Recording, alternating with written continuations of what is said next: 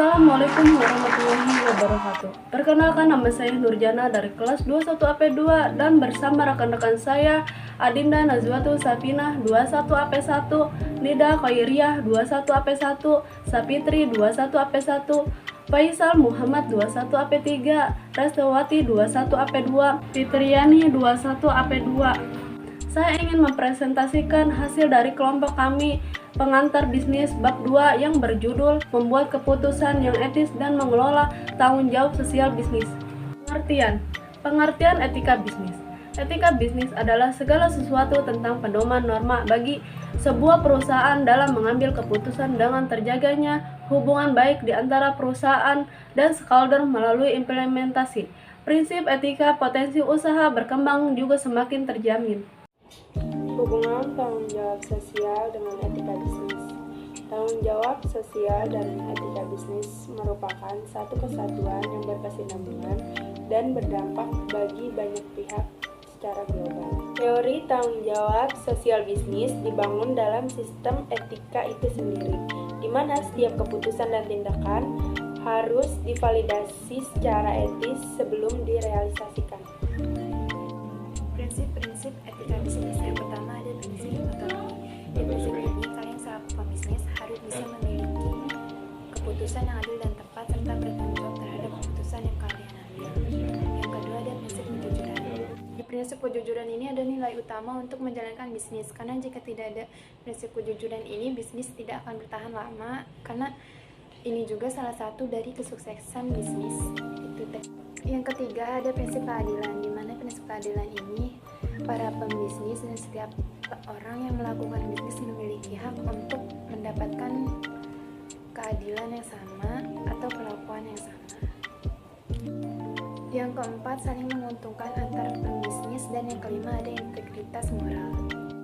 Tanggung jawab sosial perusahaan atau yang biasa disebut CSR adalah suatu tindakan atau konsep yang dilakukan oleh perusahaan sesuai kemampuan perusahaan tersebut sebagai bentuk tanggung jawab mereka terhadap sosial atau lingkungan sekitar di mana perusahaan itu berada.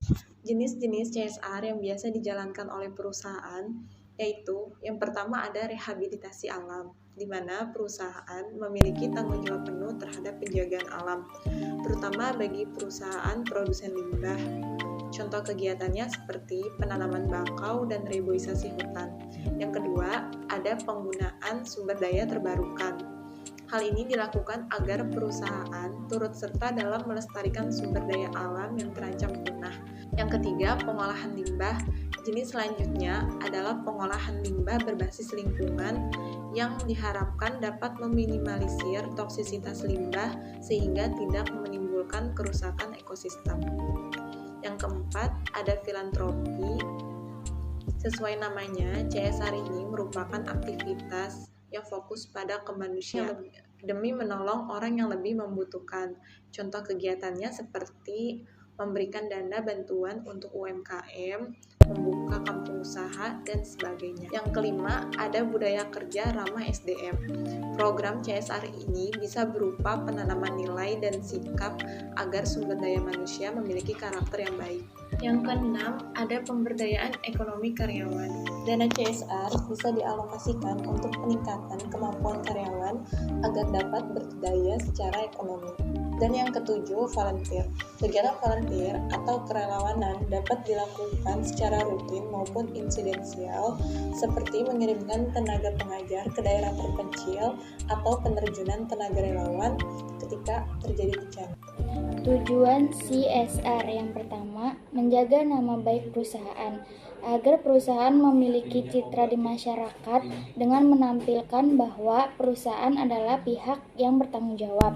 Yang kedua, menjaga hubungan dengan stakeholder, menciptakan hubungan yang bersahabat dengan lingkungan perusahaan dan mampu memberikan manfaat untuk masyarakat.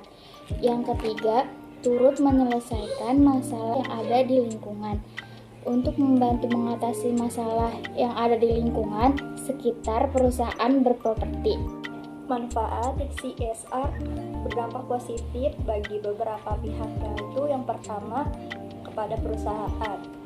Manfaat CSR bagi perusahaan dapat meningkatkan kesempatan kerja yang seluas-luasnya dengan pihak.